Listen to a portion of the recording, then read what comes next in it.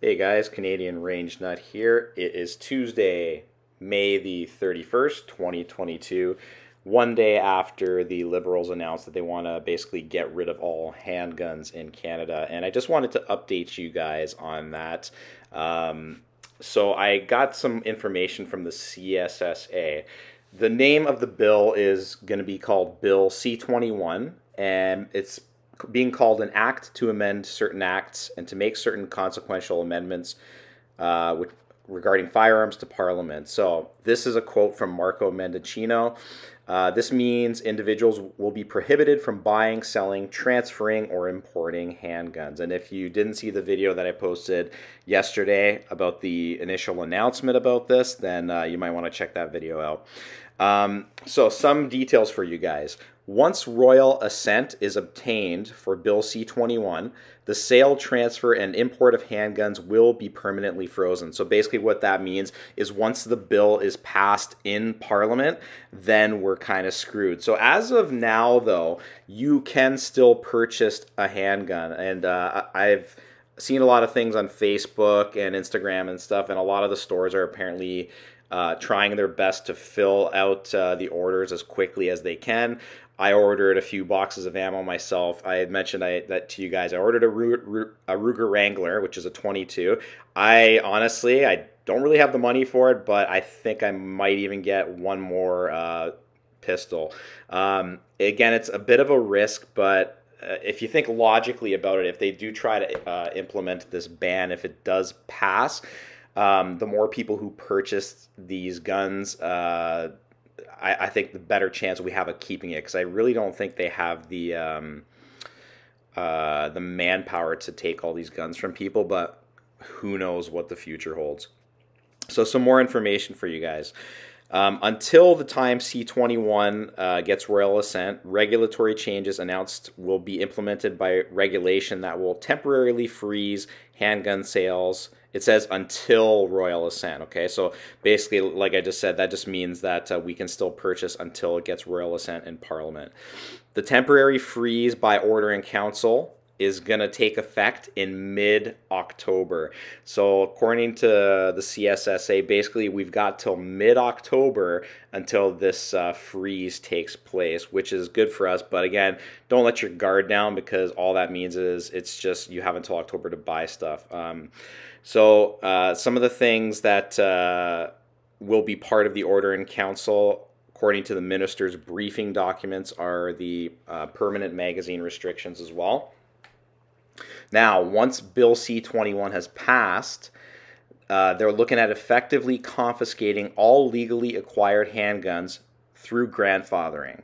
So what that basically means is they're not necessarily going to come to your door to take the handguns, but it's like a slow motion confiscation. So basically what it means is, I'll just read exactly what the website says. It says, this slow motion confiscation requires the destruction of all handguns when an RPAL holder passes away.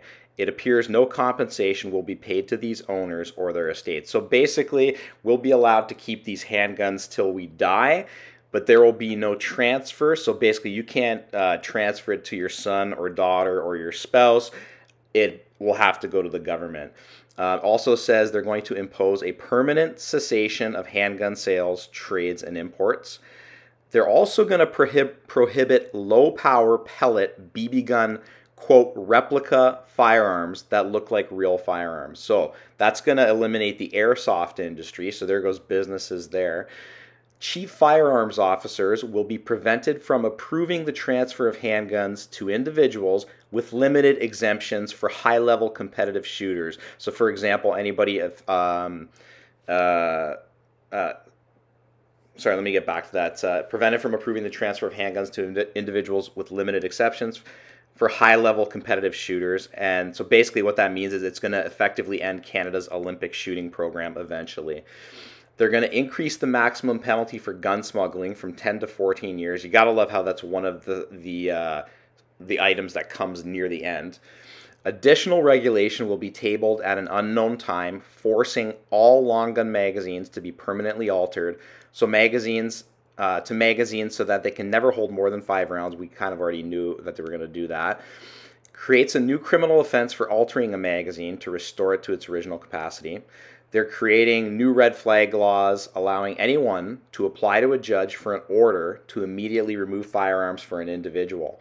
Now, I heard something about on the radio about that today, actually, and they were talking about how it would protect the identity of the individual applying to the courts for that.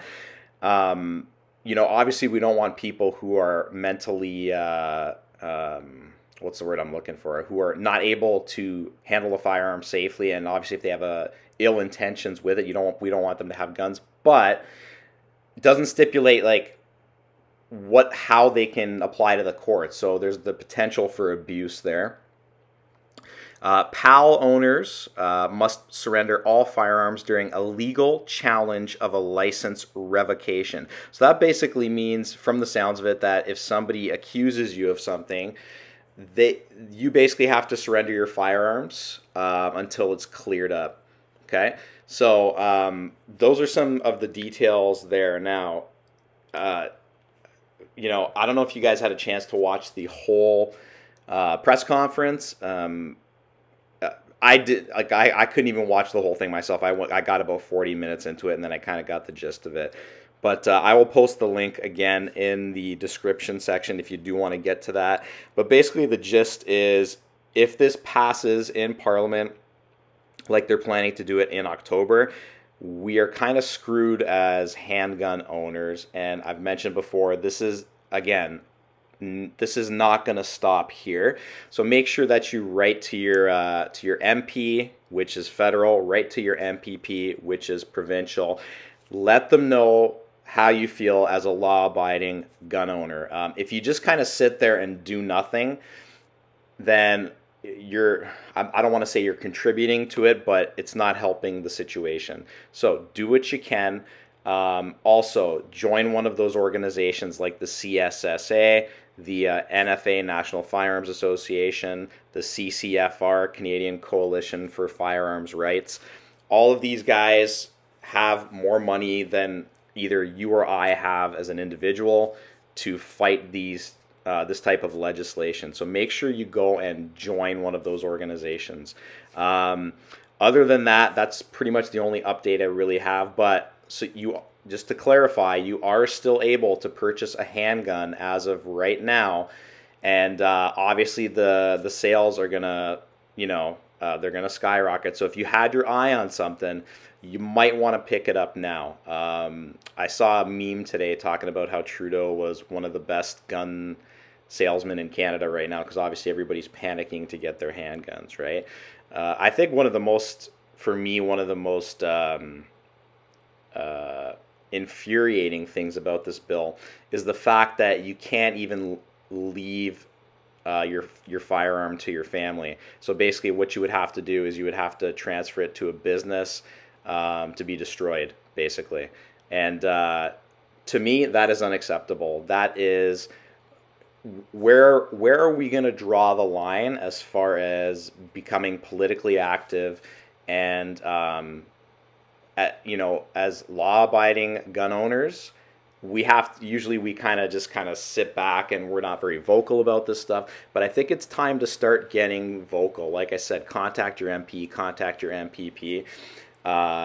Keep listening to podcasts like this. Join the CCFR, join the NFA, because it is super important. You don't want to be complacent on these issues. Look at how it is in the States, right? In the U.S., they have their Second Amendment, which obviously helps them immensely.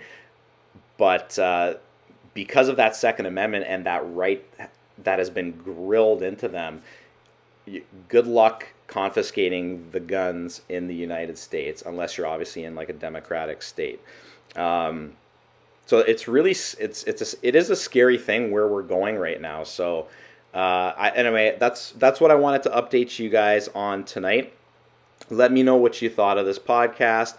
If you have any comments that you want to share, please feel free to share those in the comment section below. And please remember to like or subscribe if you did get any value out of this. I really do appreciate it. And I hope to hear from you guys soon. Have a great night.